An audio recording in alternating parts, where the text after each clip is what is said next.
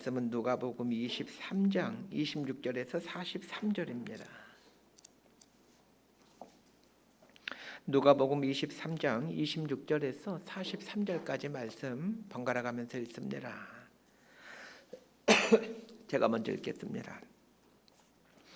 그들이 예수를 끌고 갈 때에 시몬이라는 구레네 사람이 시골에서 오는 것을 붙들어 그에게 십자가를 지워 예수를 따르게 하더라. 또 백성과 및 그를 위하여 가슴을 치며 술 피우는 여자의 큰 무리가 따라오는지라. 예수께서 돌이켜 그들을 향하여 이르시되 예루살렘의 딸들아, 나를 위하여 울지 말고 너희와 너희 자녀를 위하여 울라.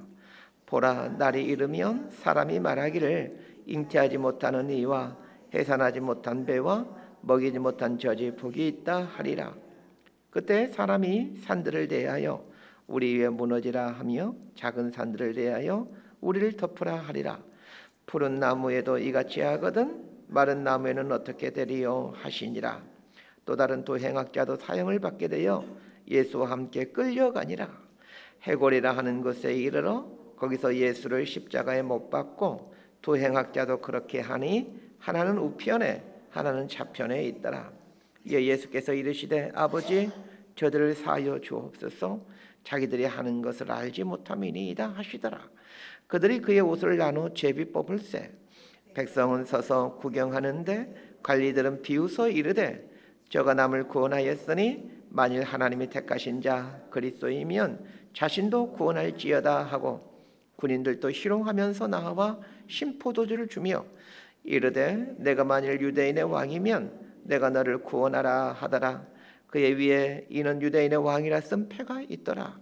달리는 행악자 중 하나는 비방하여 이르되 내가 그리스도가 아니냐, 너와 우리를 구원하라 하되, 하나는 그 사람을 꾸짖어 이르되 내가 동일한 종죄를 받고서도 하나님을 두려워하지 아니하느냐. 우리는 우리가 행한 일에 상당한 보응을 받는 것이니 이에 당연하거니와 이 사람이 행한 것은 옳지 않은 것이 없느니라 하고 43절까지 함께 읽습니다. 이르되 예수여, 당신의 나라에 임하실 때에 나를 기억하소서 하니 예수께서 이르시되 내가 진실로 내게 이르노니 오늘 내가 나와 함께 낙원에 있으리라 하시니라. 아멘. 오늘은 성금요일입니다. 예수님께서 금요일 오전 9시경에 십자가에 못 박히시고 오후 3시경에 숨을 거두시게 됩니다. 오늘 본문이 사건이 일어난 때는 금요일 오전 9시경으로 이제 추정이 됩니다. 4월 달이었던 걸로 예수님이 십자가에 못 박힌 때가 4월 달이었던 것으로 추정이 되어지는데, 이 4월의 옛날처럼 찬란한 태양이 떠오를 무렵 로마 군인들은 예수님을 처형시키기 위해 아침부터 분주합니다. 여느 때처럼 예루살렘에 온 이스라엘 백성들은 유월절 행사를 앞두고 또 들떠 있습니다.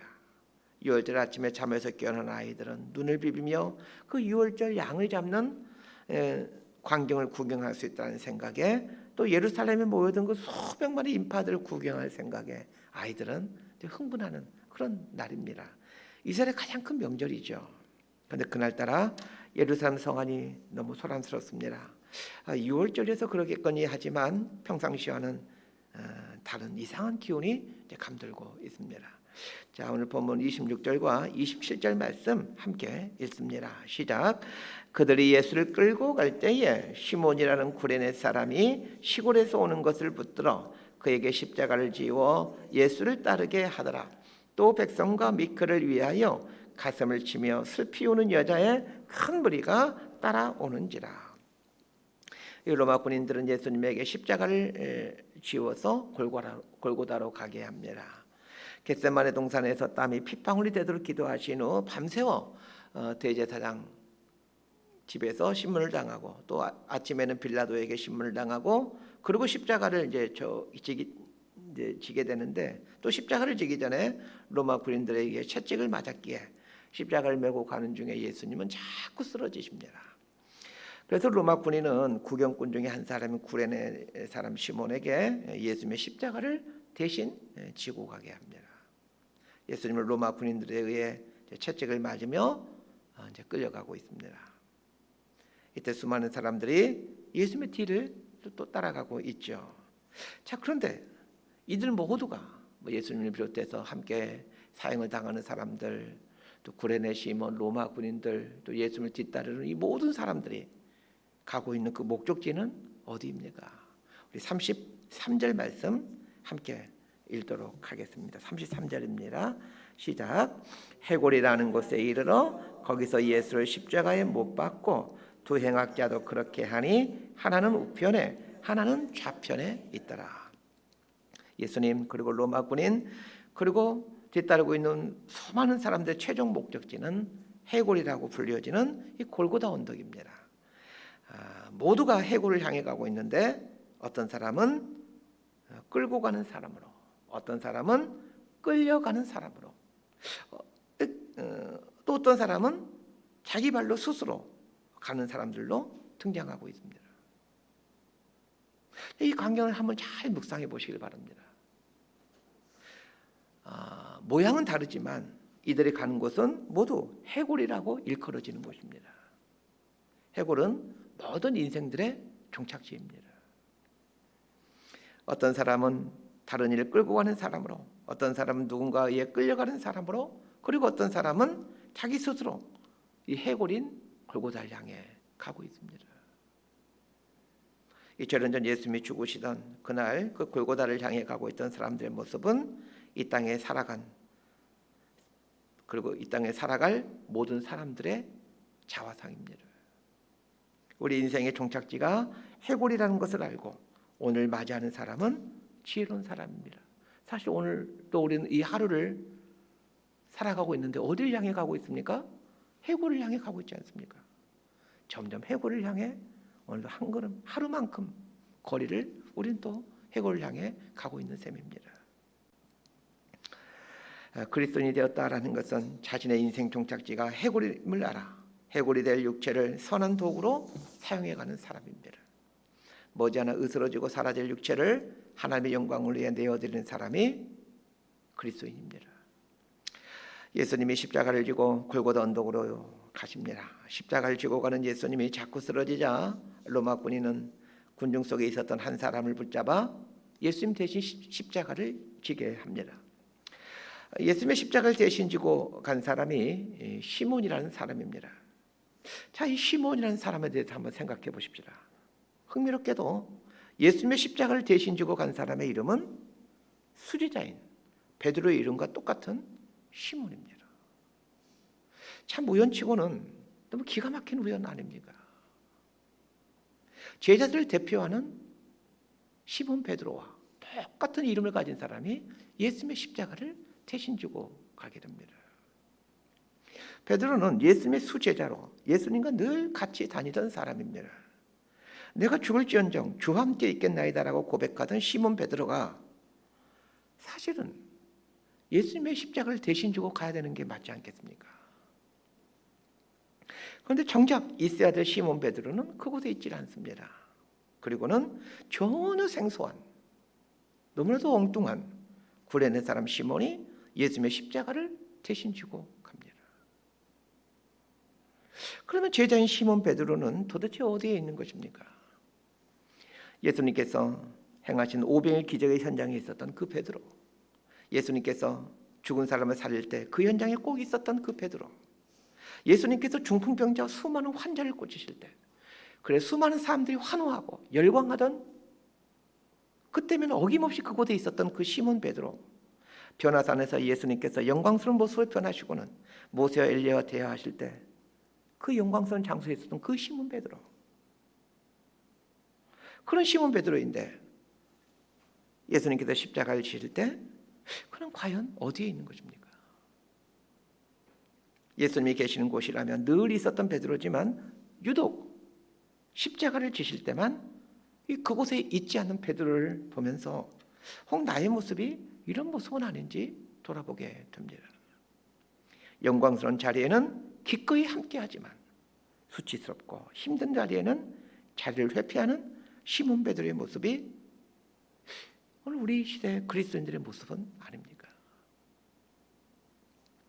예수님의 제자라면 예수님이 고난당하는 자리에 꼭 있어야 될 것이 상식적인 일 아닙니까? 그러나 베드로는 영광의 자리에는 항상 그 자리에 있었지만 고난의 자리에는 없었습니다. 예수님이 이 땅에 오신 이유는 오병이와 같은 기적을 행하심으로, 그리고 죽은 자를 살려주심으로 예수님이 하나님이심을 알려주려는 그런 목적도 있었지만, 정작 가장 중요한 목적은 십자가를 지심으로 인류의 죄를 용서하시기 위함이었습니다. 그런데 베드로는 그렇게 중요하지 않은 자리에는 늘 함께 있었지만, 가장 중요한 자리에는, 예수님이 오신 진짜 목적을 성취해가는 그 자리에는 사라져버린 것입니다. 하나님은 그 시몬 베드로 자리에 또 다른 시몬을 세워놓으심으로 예수님이 지고 가는 십자가를 거들어 주게 합니다. 시몬은 사람에 대해 누가는 구레네 사람이라는 정보만 제공하고 있습니다. 구레네라는 곳은 현재 리비아에 있는 지역입니다. 시몬은 아프리카 리비아에 살고 있는 디아스포라 유대인이었습니다. 그가 예루살렘에 온 이유는 다른 디아스포라 유대인들처럼 유월절을 지키기 위함이었습니다. 예수님의 십자가에 대해서는 단 한 번도 생각하지 않고, 사실은 예수님에 대해서 전혀 들어보지도 못했을 것입니다. 그런데 예루살렘에 유월절 지키러 왔다가 난데없이 예수님의 십자가를 대신 지게 된 것입니다. 구레네 시몬이 로마 군인의 강요에 의해 예수님을 대신해 십자가를 질 때 수많은 사람들은 그 예수님도 보지만 예수님 옆에서 십자가를 대신 지고 있는 그 구레네 시몬도 쳐다보았을 것입니다. 수많은 군중들이 지켜보는 가운데 십자가를 지고 가는 일은 참으로 불쾌한 일입니다. 한마디로 구레네 시몬은 6월절에 예루살렘에 왔다가 날벼락을 맞은 셈입니다. 그런데 갑작스럽게 지게 된 이 십자가 때문에 구레네 시몬은 예수님을 만나게 됩니다. 쓰러지고 또 계속해서 쓰러지시는 예수님을 가장 가까이에서 보게 됩니다. 온몸은 피투성이가 되어 보기에 흉측한 그 예수님을 가까이에서 보게 됩니다. 그러나 이 끔찍한 사건이 구레네 시몬의 인생을 완전하게 바꿔놓습니다. 복음서 기자들이 예수님의 십자가를 대신 진 사람이 구레네 시몬이라고 기억하고 있는 것은 그가 초대교회의 큰 기둥이 되었다는 것을 말해줍니다. 동일한 본문을 다루고 있는 마가복음에서는 구레네 시몬을 설명하면서 알렉산더와 루포의 아버지인 구레네 사람 시몬, 이렇게 설명해주고 있습니다. 이 말은 무슨 뜻입니까? 알렉산더와 루포는 초대교회 성도들이라면 누구나 잘 알고 있을 만한 영향력 있는 지도자였다는 얘기입니다.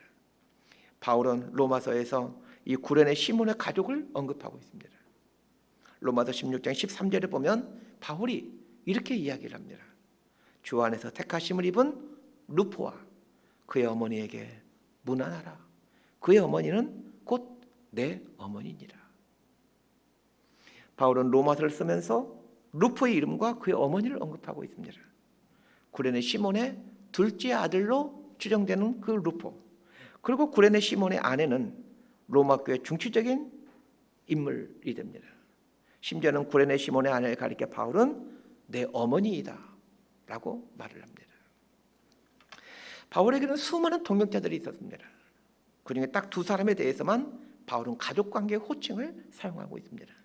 첫 번째가 디모데입니다.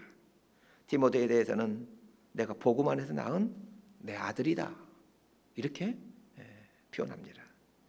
두 번째 등장하는 사람이 이 구레네 시몬의 아내입니다. 그 아내 이름이 뭔지는 얘기하고 있지 않습니다. 그런데 이 구레네 시몬의 아내에 대해서 바울은 내 어머니이다 라고 고백을 합니다. 바울과 디모데의 관계처럼 바울과 구레네 시몬의 아내의 관계는 아주 밀접한 관계였습니다. 그렇다면 우리는 6월절에 예루살렘에 와서 억지로 십자가를 진 구레네 시몬이 어떤 삶을 살게 되었는지를 쉽게 추정할 수 있습니다. 시몬은 예수님의 십자가를 대신 지면서 예수님을 만나게 됩니다. 그리고는 자신의 고향으로 돌아가 그의 아내와 아들들에게 예수님을 소개했겠죠. 예수를 믿는 차원에서 멈추질 않고 온 가족이 복음을 위해 인생을 내어드리게 됩니다. 그렇게 함으로 구레네 시몬의 모든 가족은 초대교회의 위대한 기둥들로 쓰임받게 되고 교회사의 굵직한 획을 긋는 가문으로 등장하게 되는 것입니다. 성경의 한 가족 전체가 교회의 기둥으로 쓰임받는 것은 아마도 이 구레네 시몬의 가족이 유일할 겁니다. 비록 구레네 시몬은 무슨 의미인지를 모르고 억지로 십자가를 졌지만 하나님은 십자가를 진 구레네 시몬의 가정에 말할 수 없는 복을 내려주신 것입니다. 한번 생각해 보십시오. 혹시 여러분 베드로의 아내가 누구인지 아십니까? 베드로에게는 자녀들이 있었을 겁니다. 아내가 있었으니. 그 자녀들이 누구인지 아십니까? 수제자인 베드로의 가족조차도 성경에 전혀 기록되어 있지 않습니다. 그러나 딱 한 번 십자가를 졌던 이 구레네 시몬의 가족들에 대해서는 성경이 이렇게 영광스러운 이름으로 등장시켜가고 있다는 것입니다. 오늘 이 땅에는 수많은 그리스도인들이 있습니다. 예수님을 믿고 예수님을 찬양하고 예수님을 예배하는 수많은 사람들이 있습니다. 그러나 정작 이들 중에 십자가를 짊어지고 가는 사람들은 얼마나 되겠습니까? 많은 분들이 교회에 다니지만 주님이 주신 십자가를 지고 가는 사람은 몇 사람이나 되겠습니까? 영광의 자리보다는 십자가 자리에 자신을 세워놓고 살아간 사람은 얼마나 되겠습니까? 십자가는 예수님은 귀하게 여기는 것이지만 사람들은 싫어하는 것입니다. 하나님은 귀하게 여기는 것이지만 사람들은 부담스러워하는 것이 십자가입니다. 하나님이 원하신 일이지만 사람들은 고개를 돌리는 일이 십자가입니다. 십자가를 선택한다는 것은 다른 게 아닙니다. 사람들은 부담스러워하지만 하나님이 원하시는 것, 하나님이 좋아하는 것을 선택하는 것이 십자가를 메고 가는 일입니다. 우리가 예수를 믿지만 그러나 예수님이 짊어진 십자가에 대해서는 외면하고 싶어합니다. 2000년 전 그날도 그리했습니다. 예수님을 따라가는 수많은 사람들이 있었지만 어느 누구도 쓰러지고 또 쓰러지는 예수님을 대신해 십자가를 대신 짊어지고 나선 사람은 없었습니다. 구레네 시몬은 억지로 십자가를 졌습니다. 그런데 예수님이 짊어져야 될 십자가를 대신 졌기에 하나님은 그의 인생을, 그의 가문을 축복해 주십니다. 마찬가지입니다. 예수님이 지신 십자가를 기꺼이 선택하는 자에게 하나님은 반드시 복을 주십니다. 그건 교회도 마찬가지입니다. 십자가를 선택하는 교회는 반드시 하나님께서 복을 주시고 또 귀하게 사용하십니다. 이 땅에 있는 모든 교회들마다 십자가를 교회 건물에 매달고 있습니다. 뭐 이단이 아닌 이상 대부분의 교회는 다 교회 건물에 십자가를 매달고 있습니다. 그러면 십자가를 매다는 이유가 무엇입니까? 도대체 왜 교회라는 것은 십자가를 건물에도 매달고 또 교회 안에도 십자가를 곳곳에 걸어놓고 있는 것입니까? 예수님이 주신 십자가를 대신 지겠다라는 그 결단의 표현 아니겠습니까? 십자가를 매달고 있는 이유는 십자가를 기꺼이 지겠다라는 각오이고 결단입니다. 예수님이 짊어지고자 하신 십자가를 우리가 대신 짊어지겠습니다. 이 결단으로 교회는 십자가를 건물 외벽에 그리고 건물 안에도 달고 있는 것 아니겠습니까? 교회와 그리스도인이 이 결단으로 신앙생활을 하게 될 때 그 가문과 교회는 하나님의 영광을 드러내게 됩니다. 그리고 그때야 비로소 성경에서 말하는 이 그리스도의 몸이라는 교회의 본질적인 의미와 목적을 이루어가게 되는 것입니다. 예수님은 골고다 언덕에서 십자가에 달리십니다. 오늘 본문에서는 골고다라는 말의 뜻을 분명하게 해골이라는 뜻이라고 설명해 주고 있습니다. 해골은 모든 인생들의 결국입니다. 예수님의 십자가가 이 해골 위에 세워집니다. 해골 위에 세워진 십자가에 달리셔서 피를 흘리고 있는 예수님의 모습을 상상해 보시길 바랍니다. 예수님의 몸에서 나오는 보혈은 십자가를 타고 그 해골로 흘러내리게 됩니다. 골고다 언덕에서 예수님은 피 한 방울, 물 한 방울까지 다 쏟아내십니다. 예수님의 몸에서 흘러나온 예수님의 보혈은 십자가를 타고 그 해골에 적셔지게 됩니다. 자, 이 모습은 우리가 어떻게 구원받게 되는지, 그리고 이 해골 덩어리인 사망 자체인 우리가 어떻게 살아가게 되는지를 보여주는 그림이 됩니다. 예수님의 피와 물이 십자가를 타고 내려 이 해골 언덕을 적신 것처럼 해골인 우리 인생이 십자가를 타고 내려온 주님의 보혈로 적셔지게 될 때 살아나게 됩니다. 비록 해골 같은 사망의 삶을 살고 있더라도 예수님 보혈이 적셔질 때에 새로운 인생이 됩니다. 예수님께서 골고다 언덕에서 피를 쏟으신 것은 해골은 우리 인생을 살리시기 위함이었습니다. 중요하게 보셔야 될 것은 십자가를 타고 예수님의 보혈이 골고다로 흘러내렸다는 것을 중요하게 보셔야 됩니다. 십자가는 예수님의 보혈을 죄로 죽은 인생들에게 적셔지게 하는 수단이요 통로가 됩니다. 교회가 그리고 그리스도인들이 십자가를 붙들어야 되는 이유가 여기에 있습니다. 십자가는 구원의 통로, 죄 용서의 통로, 회복의 통로가 됩니다. 십자가는 우리를 구원하게 하는 하나님의 지혜입니다. 마찬가지입니다. 하나님께서 이 땅을 구원해 가시는 방법이 십자가입니다. 예수 그리스도의 보혈을 경험한 그리스도인들 하여금 이 십자가의 삶을 살게 함으로 이 세상을 구원해 가고자 하시는 겁니다. 그러기에 구원받은 그리스도인들의 삶의 양식은 십자가여야 하는 것입니다. 우리가 십자가를 선택할 때 예수님은 우리가 선택한 그 십자가를 통해서 일하시기 시작합니다. 십자가는 우리를 구원하신 하나님의 방법이지만 동시에 우리의 삶의 양식, 믿는 자들의 양식이 되어야 합니다. 십자가가 그리스도인의 삶의 양식이다라는 말은 십자가에 달리신 예수님을 바라보며 십자가를 지는 삶을 사는 것을 목표로 삼고 살아야 된다라는 말입니다. 십자가를 삶의 양식으로 삼지 않고 자기 욕망과 자기 성취를 위해 살아가는 사람의 인생 결국은 해골, 골고다로 남아있을 뿐입니다. 말씀 정리합니다. 이 땅에 사는 모든 인생은 해골을 향해 가고 있습니다. 2000년 전 그날에도 수많은 사람들이 그 해골인 골고다 언덕을 향해 가고 있었습니다. 많은 사람들이 해골을 향해 가고 있었듯이 오늘날에도 모든 사람들이 이 골고다 해골을 향해 가고 있습니다.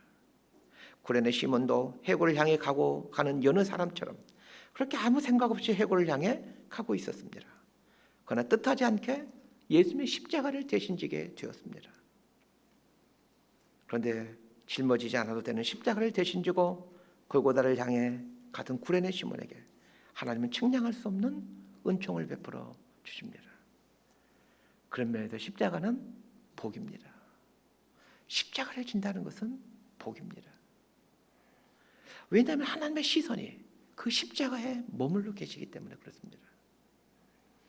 예수님의 십자가를 대신 지고 가는 구레네 시몬을 하나님은 주목하십니다. 그리고 아프리카의 시골 마을에 살던 구레네와 그의 가정을 성경의 무대 중앙에 등장시켜 가십니다. 그것도 영광스러운 교회의 기둥이라는 이름으로 말입니다. 예수님께서 십자가를 통해 당신의 보혈을 세상에 흘려주셨습니다. 구레네 시몬이 짊어지고 간 그 십자가를 통해 예수님은 당신의 보혈을 흘러내리게 하심으로 세상을 구원해 가십니다. 마찬가지입니다. 오늘날도 그리스도인 우리가 가진 십자가를 통해 하나님의 구원이, 하나님의 생명이, 하나님의 복이 이 세상으로 흘러가게 됩니다. 십자가의 이 비밀을 깨닫고 기꺼이 십자가를 선택해가는 저와 여러분이 되었으면 좋겠습니다. 이 비밀을 깨닫고 저희 교회가 기꺼이 십자가를 짊어졌으면 좋겠습니다.